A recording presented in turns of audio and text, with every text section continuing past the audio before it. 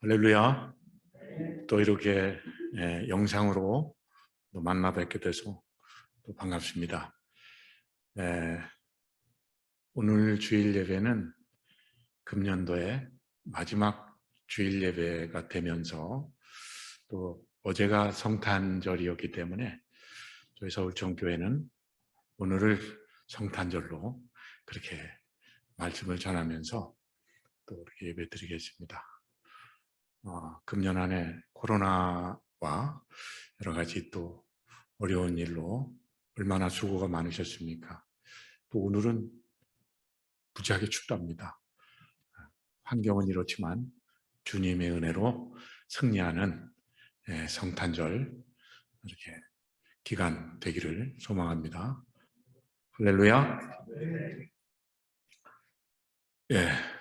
메리 크리스마스입니다. 우리 서로 이렇게 손 흔들면서 성도들에게 메리 크리스마스.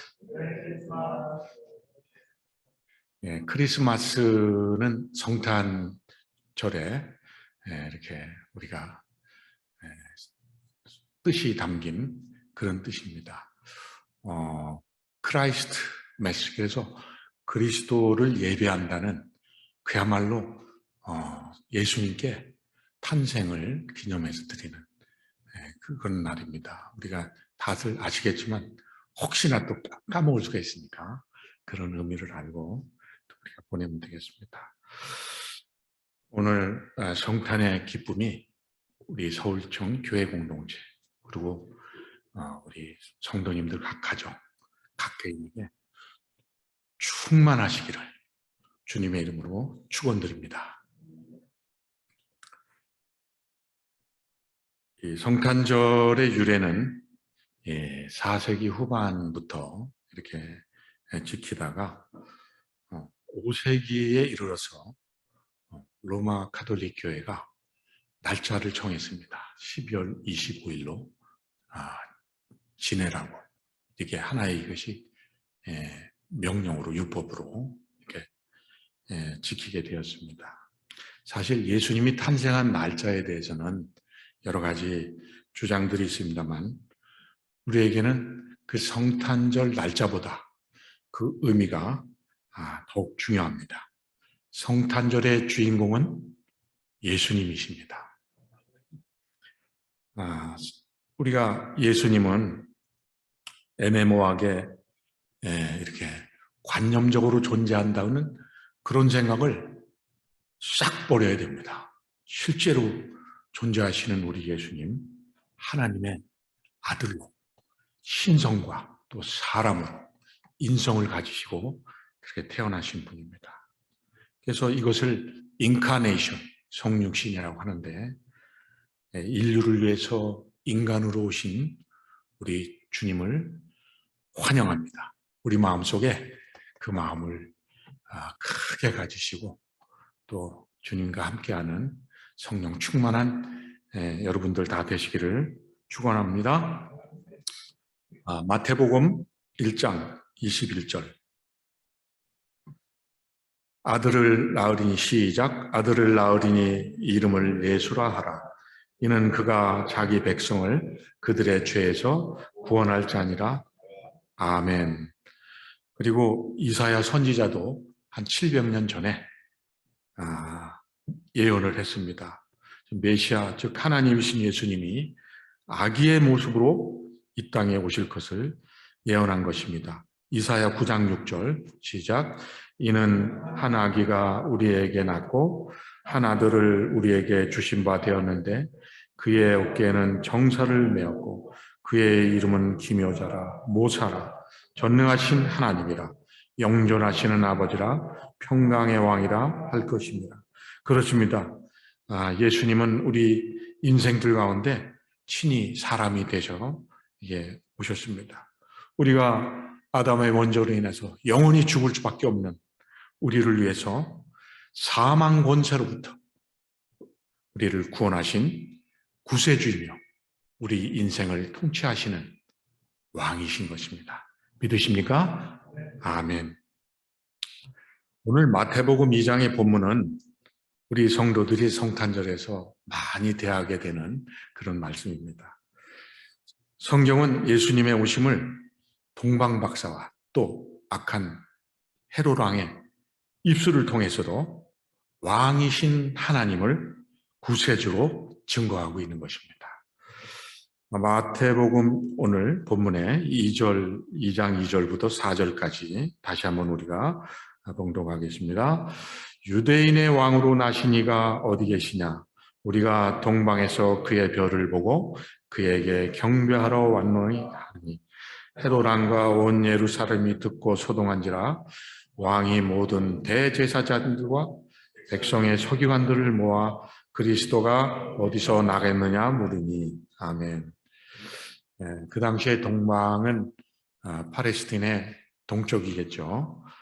정확한 나라는 성경에서 밝히지 않고 있습니다. 그러나 바빌론이나 페르시아, 에티오피아 같은 그런 근동에 있는 나라지만 1000km 이상 떨어져 있는 그런 먼 나라입니다. 이 동방박사들의 신분은 그 당시에 점성술사 또는 천문학자 등으로 이렇게 예측이 되고요. 어떤 그 나라의 지식층, 좀 리더십 계층의 사람들인 걸로 그렇게 보입니다. 이들이 동방에서 타국에 올 정도로 한 특별한 별을 보았습니다. 이 이방인인 이들에게 인류의 왕이신 유대인의 왕이 나심을 알려주는 그러한 특별한 별이었습니다.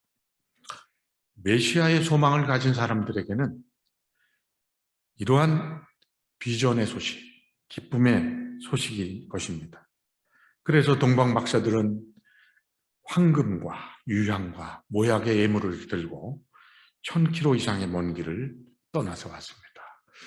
요즘 같으면 비행기로 몇 시간이면 바로 오겠지만 그 당시는 목숨을 걸고 한 달 이상을 여행해야 되는 그러한 긴 여행길이었습니다. 동방 박사들이 유대인의 왕을 찾기 위해서 이스라엘의 정치, 종교, 문화의 중심지인 예루살렘으로 찾아왔다는 것은 참 자연스러운 일입니다. 그리고 헤롯 왕의 앞에서 유대인의 왕이 어디 계시냐 이렇게 질문을 했습니다. 그 당시 헤롯은 정치적인 야욕과 권력욕이 많고 그러나 정치적 기반이 취약한 에돔 사람 출신이었습니다. 그러니까 반쪽 유대인밖에 안 되는 거죠. 그런데 동방 박사들을 통해서 알게 된 정통성을 가진 유대인의 왕, 기름 부음을 받은 그리스도가 탄생했다는 그러한 소식은 헤롯 왕에게는 큰 두려움을 주는 그런 소식이 되었던 것입니다. 동방 박사들이 하나님이 계시하는 별을 쫓아가지 않고 예루살렘에 이르러서는 헤롯을 찾아간 이런 위니적인 행동은 결과적으로 베들레헴 근동의 어린아이 대학살이라는 비극을 초래하는 원인이 되었습니다. 사랑하는 성도 여러분, 오늘을 사는 우리들의 마음이 어디로 향하고 있습니까? 동방 박사들처럼 권력과 부가 넘치는 헤롯 왕의 궁전입니까? 예수님은 겸손의 왕으로, 평화의 평강의 왕으로 이 땅에 오셨습니다. 태어나신 장소도 구중궁궐의 존귀한 처소가 아니고 이 세상의 낮은 곳 마국간 구유에서 태어나셨습니다. 2021년 한 해를 마무리하시면서 이 성탄의 계절에 우리 성도님들의 마음에 겸손으로 오신 예수님의 마음이 충만하시기를 소망드립니다. 예수님은 나의 왕으로 오셨고 나의 그리스도가 되시기 위해서 오신 것을 믿으시기 바랍니다. 베들레헴은 유대 땅에서도 가장 작은 도시 중에서도 그야말로 작은 촌동네였습니다. 하지만 예수님이 태어난 도시 베들레헴은 지금 전 세계가 거의 모르는 사람이 없을 정도로 유명합니다. 왜냐하면 그곳에서 만왕의 왕이신 예수님이 태어나셨기 때문입니다. 미가서 5장 2절 다 같이 봉독합니다. 에브라데야, 너는 유다 족속 중에 작을지라도 이스라엘을 다스릴 자가 네게서 네게로 나올 것이라. 그의 근본은 창고에 영원에 있느니라. 아멘. 미가 선지자는 그리스도는 다스리는 자이며 또 내 백성 이스라엘의 목자라고 그렇게 증거하고 있는 것입니다. 예수님이 계시면 그것은 결코 작은 곳이 아닙니다. 믿으십니까?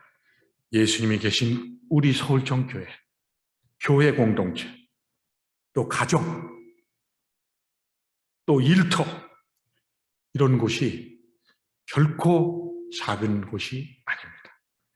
예수님의 영이신 성령님과 함께하는 사람은 결코 작은 사람이 아닙니다. 아멘. 저는 이 말씀이 예수를 믿는 우리에게 이 한 해를 보내시면서 크신 위로와 희망이 되시기를 예수님의 이름으로 선포합니다. 저와 성도 여러분의 삶이 여러 가지 인생의 고난과 어려움으로 혹시 위축되고 계십니까?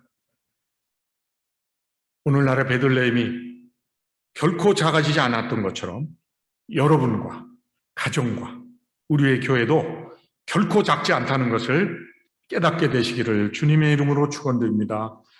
주님의 계신 곳은 결코 작지 않습니다. 왜요? 온 세상과 우주를 창조하신 왕이신 그분이 다스리시기 때문입니다. 오늘 우리가 본문을 통해서 깨닫는 은혜가 있습니다. 예수님을 만나기 위해서 우리가 가야 할 곳은 어디냐는 것입니다. 동방 박사들은 예루살렘까지 와서 예수님을 만나기 위해서는 유대인의 왕이니까 당연히 궁전으로 갔습니다. 어떻게 보면은 당연한 행동으로 보입니다만 중요한 그 상식적인 그러한 행동이 빗나갔다는 것입니다. 예수님을 만나기 위해서 세상이 존귀하게 여기는 왕궁으로 갔지만 그곳에는 예수님이 계시지 않았습니다. 그래서 그들이 다시 간 곳은 어디입니까? 마태복음 2장 9절 다 같이 시작. 박사들이 왕의 말을 듣고 갈새 동방에서 보던 그 별이 문득 앞서 인도하여 가다가 악이 있는 곳에 머물러 서 있는지라. 아멘.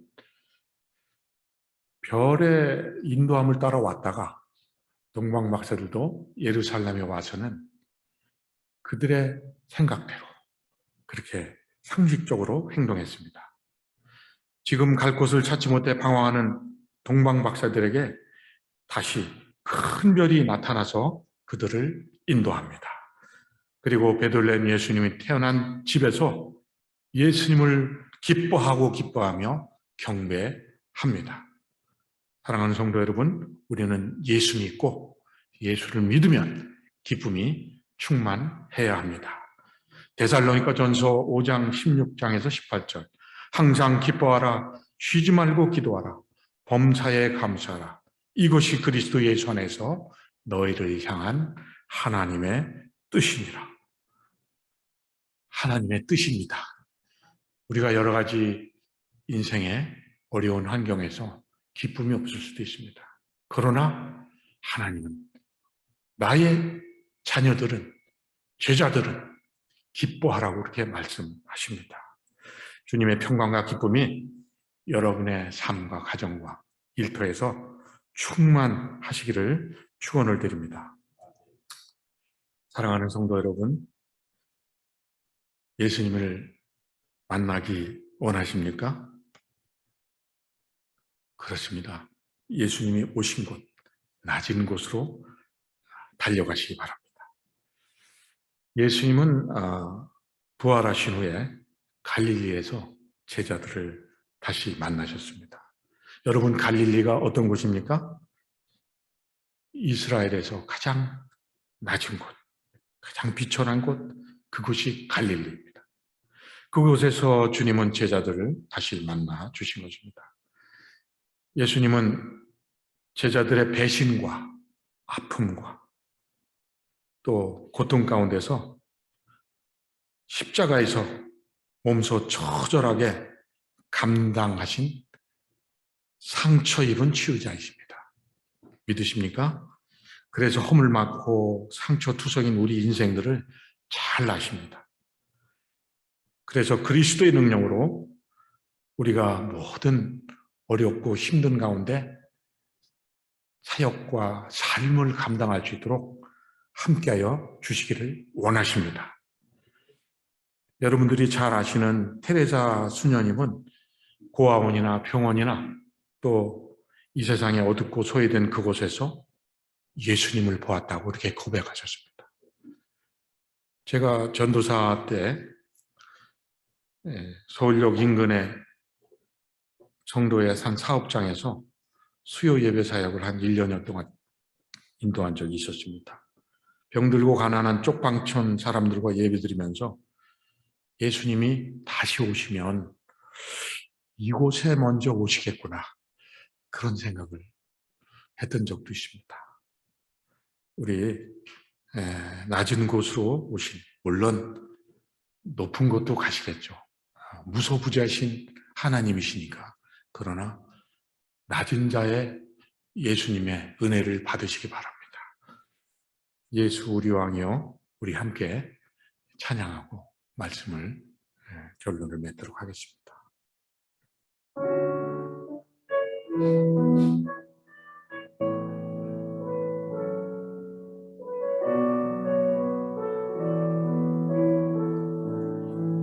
예수 우리 왕이여, 예수 우리 왕이여, 이곳에 오셔서 아멘. 보좌로 주여 임하사 찬양을 받아 주소서. 주님을 찬양하오니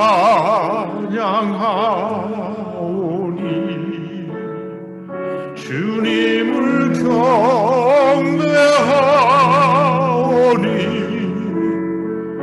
왕이신 예수여 오셔서 자정하사 다스리소서. 주님을 찬양하오니 주님을 찬양하오니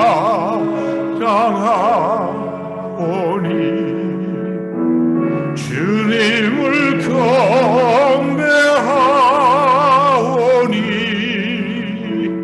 왕이신 예수여 오셔서 자정하사 다스리소서.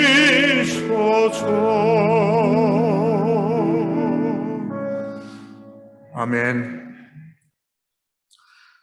마태복음 25장 40절에 보면은 너희가 여기 내 형제 중에 지극히 작은 자 하나에게 한 것이 곧 내게 한 것이니라 하시고.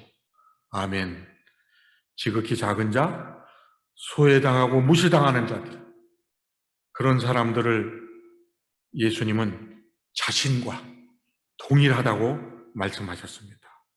이 성탄의 계절에 우리는 이제 삶의 낮은 자리로 나아가는 은혜가 충만하기를 원합니다.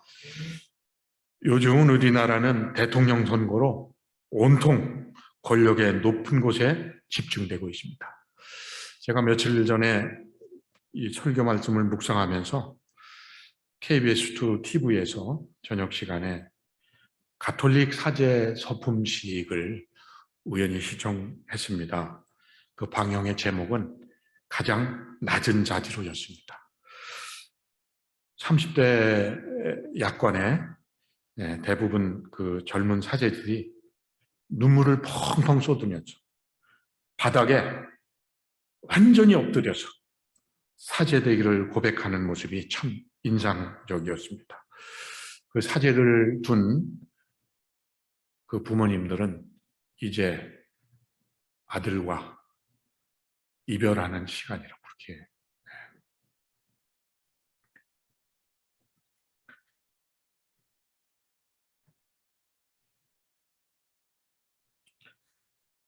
저와 성도들 여러분들, 우리에게도 주님이 주시는 그런 간절한 마음이 얼마나 남아있을까 하는 그런 회개하는 마음도 주셨습니다.